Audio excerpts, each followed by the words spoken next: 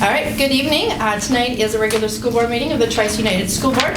Tonight is Monday, November 14th, 2022. We are located at the TCU High School Media Center. I will call this meeting to order at 6 p.m. And roll call finds all present. And next would be our administrative report. Fantastic. I'll summarize a little bit of the principals. Principals will be joining us in December to give kind of a, not really a year-end report, but prior to the holiday report. So a few things. Obviously, we began second quarter. Just like the principals have written in their reports, extremely good first quarter. Just teaching and learning-wise, getting their staffs back on board, communicating amongst each other between the buildings. Our last district-wide administrative meeting, I did a "What are you thankful for" here at TCU, and I think the majority of the comments that came on the 4 different groups that wrote on the board were just the fact of the collaboration that they've been doing together, the fun and laughter that they've been doing together, and the idea that they can start looking to move forward and then really embrace what they're giving to the staff. So, have a good night. Thanks. So, first quarter went really well. Staff did an amazing job. We should always reach out and make sure that we really thank them. I didn't hear any grumblings the entire first quarter coming from my side, which I think is a really positive note that spreads down to our kids. Our teams have been working really hard. Southwest Metro is looking at, that's a cooperative that we work with. They're looking at doing a strategic plan to reincorporate some of the things and ideas that they're looking at to move forward.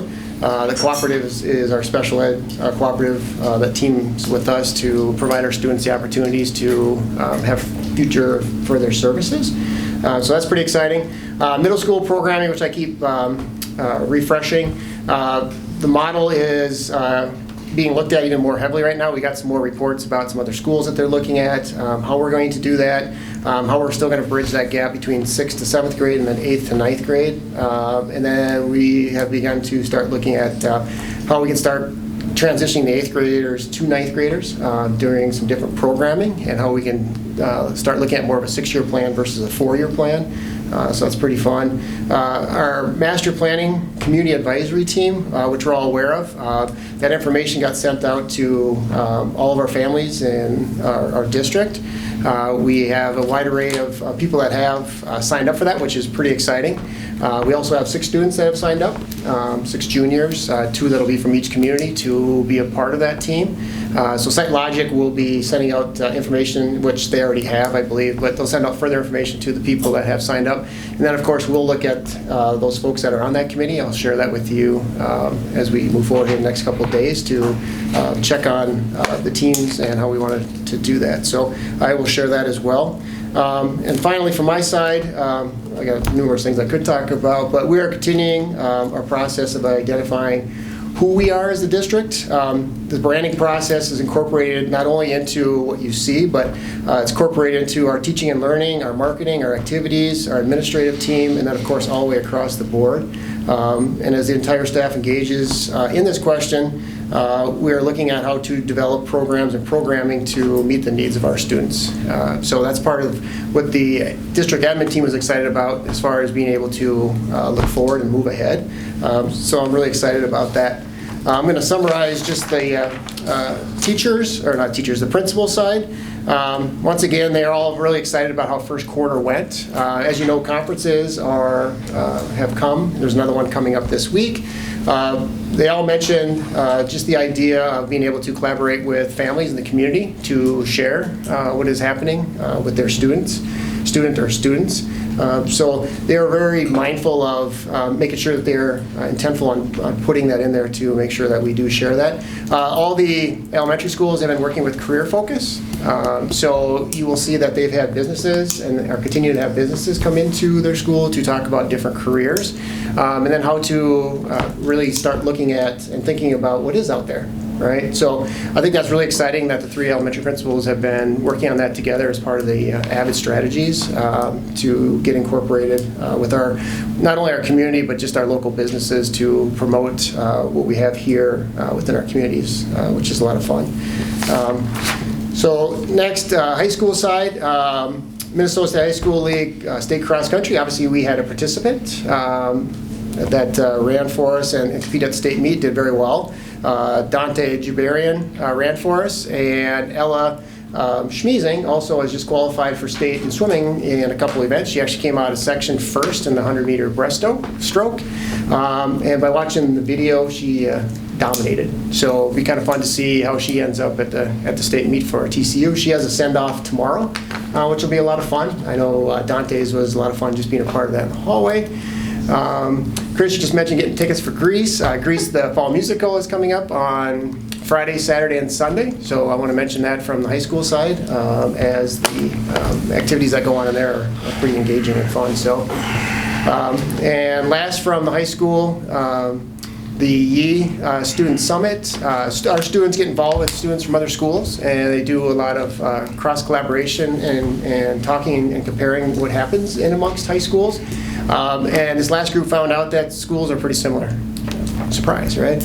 But they found out that things are pretty similar, and they're looking forward to their next summit, which I think will be really informational for them, because I think students do sometimes think that we are in our own little bubble, but at the same time they do get to hear and see from other students and share amongst them. So I think that's pretty exciting as well. So with that, I'm going to close out my administration. If you want to see any more, you can obviously read it through the board report. But just really excited about first quarter and where we're at right now. All right, thank you. All right, I will seek a motion to approve the agenda. I'll make the motion. I'll second it. I have a motion by Josh Belkey, second by Trevor Holman, to approve the agenda. All those in favor? Aye. Those opposed? Motion is passed 7-0. Next, we'll move on to the consent agenda. Under approval of our minutes, it would be our October 10th, 2022 regular school board meeting and October 24th, 2022 a special school board meeting. Under personnel, we have some employment ending.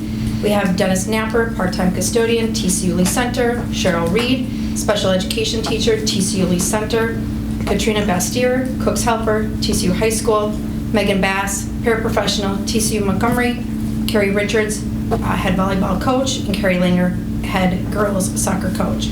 Under new hires, we have Julie Scott, paraprofessional, TCU Lee Center; and Jackie Gramling, part-time kids zone, TCU Lonsdale.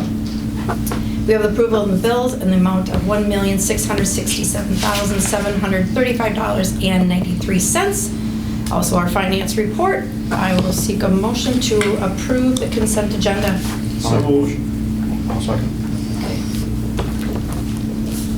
I have a motion by Dale Buss, second by Kevin Huber, to approve the consent agenda. All those in favor? Aye. Those opposed? Motion is passed 7-0. Next, we have our open forum, and there have not been any requests to speak to the board this evening. Next, we'll move on to our informational items, and first up was going to be our November update for enrollment. Oh, this is so hard to read. Trying to get my glasses. Try to bring it up on here, too. There we go.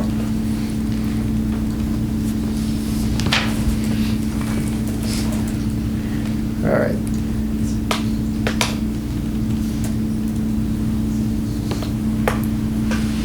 So enrollment, holy cow, it's blurry. So enrollment stayed pretty consistent. We've actually had a few new students move in. We had a few students also exit. So we're staying pretty consistent across the board. So nothing really dramatic as far as enrollment as a whole. We've stayed really consistent actually for a few years now. So sitting pretty stable. And of course, we'll be continuing to look at that and figure out ways of trending to capture even more students. Perfect. Yep. All right, we have some principal updates. That's not doing that this month, that's next month, am I right? Correct, and I mixed it in with the administrative report this time. Perfect, Yep. okay. So, thank you. Our 2023 MSBA Leadership Conference, and I believe we all have the little pamphlet. Or not, was I the only one? Okay, it's October, what am I doing? No, January 12th and 13th. It's a full day on Thursday and half day Friday, and I believe that we all kind of have gotten our emails also from Brenda. about hotel, and so that's one thing that we'll kind of discuss on who can go and who can't, and if we're going to stay overnight as a group. Of course, in separate rooms.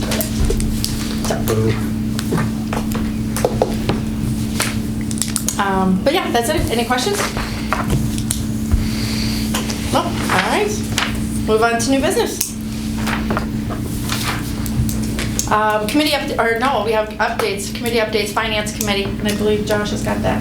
Yep, we met on 24th of October. Talked about quite a few different things. First and foremost was the levy, Pay 23 levy. Spent a lot of time just reviewing the history of TCU's levies, as well as a discussion for the timeline for levy review and approval. Talked about the bond sale as well. Worked on final and prelim pricing estimates. Thankfully, they came slightly better than the initial preliminary pricing. The other thing Jean talked a lot about was the intent to invest bond proceeds into investments to hopefully earn some interest money until invoices are due. So it's kind of some short-term investing. Also talked a lot about starting an angel fund. Those are for families that are struggling with paying some of their bills, specifically meals for their kids, but don't quite qualify for free and reduced lunch. So talked a bit about that, getting that going.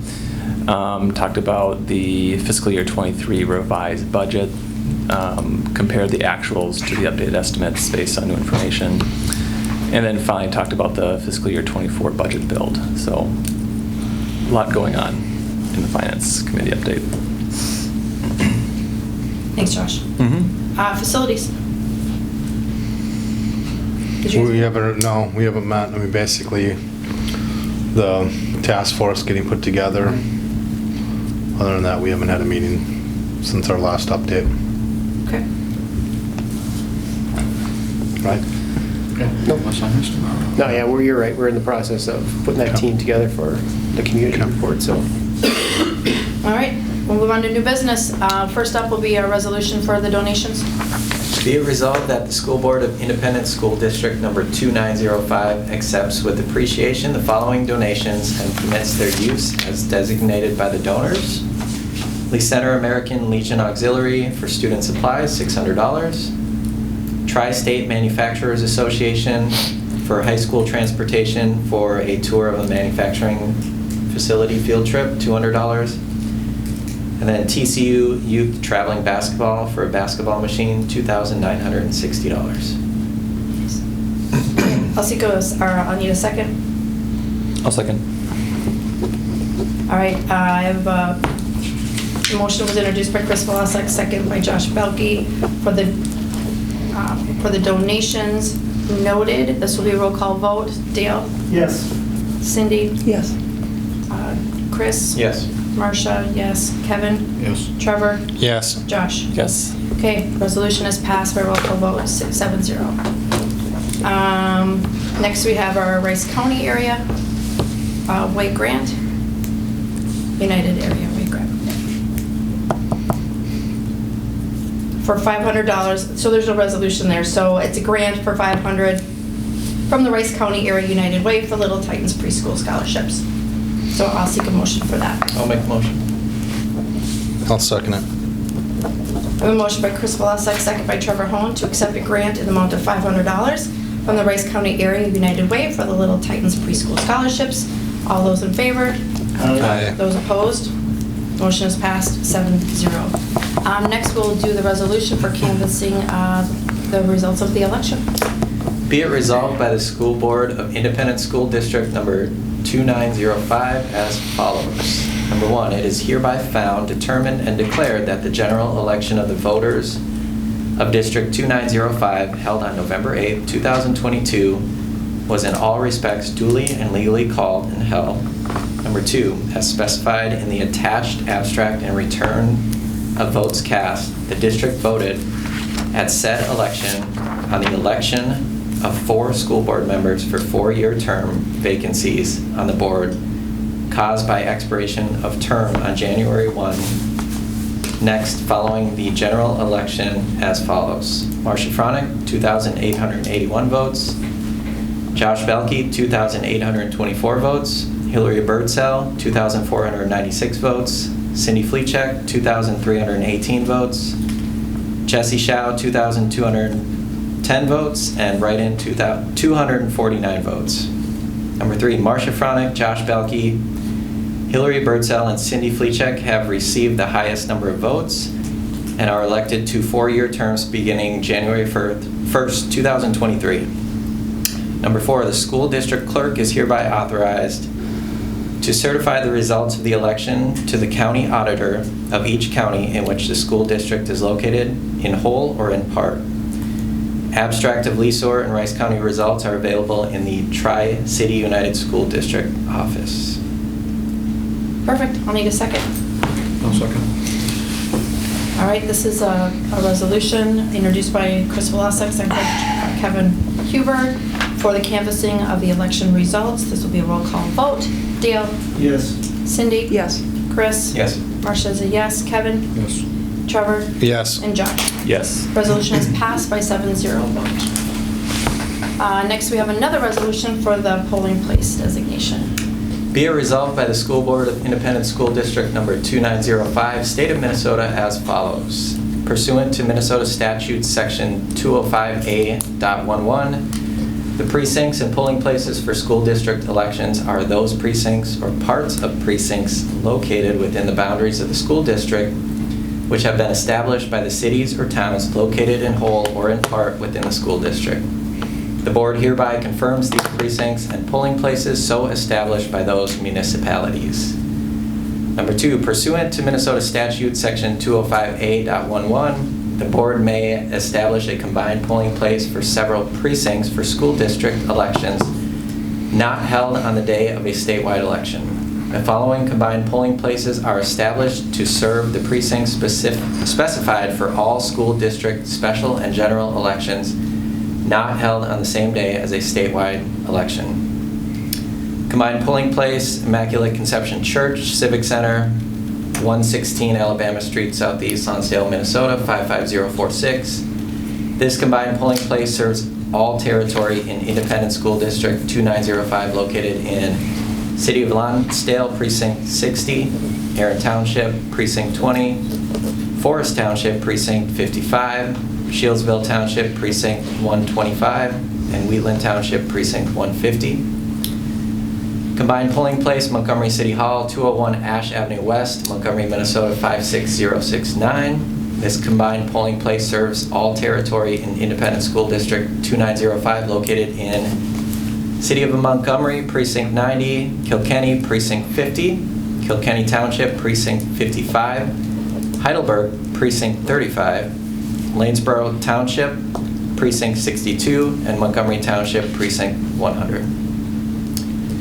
Combined polling place, Lee Center City Hall, 10 West Tyrone, Lee Center, Minnesota, 56057. This combined polling place serves all territory in Independent School District 2905 located in City of Lee Center, Precinct 65, Cleveland Township, Precinct 10, Cordova Township, Precinct 15, Darien Township, Precinct 20, Elysian Township, Precinct 30, Lexington Township, Precinct 85, Sharon Township, Precinct 115.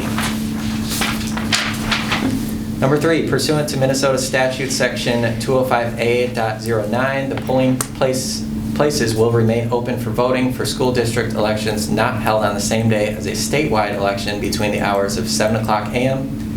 and 8 o'clock p.m. Number 4, the clerk is directed to file a certified copy of this resolution with the county auditors of each of the counties in which the school district is located, in whole or in part within 30 days after its adoption.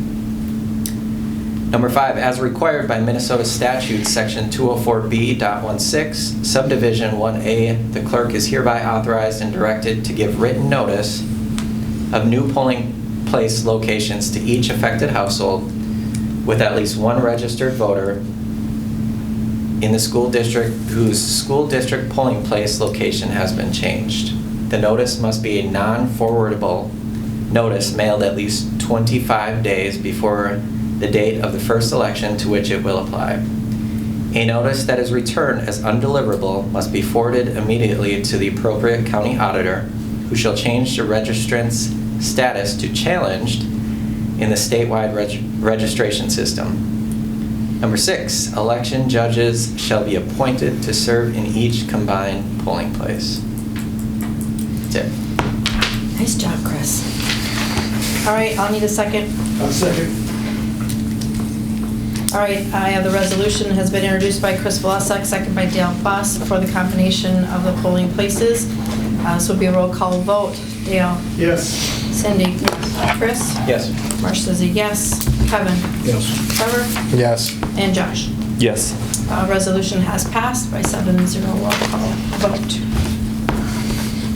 And I believe that is the meeting. I'll seek a motion to adjourn the meeting. I'll make a motion. I'll second it. I have a motion by Kevin Huber, second by Trevor Hohen, to adjourn the meeting at 6:20 p.m. All those in favor? Aye. Those opposed? The motion is passed, 7-0. Meeting adjourned.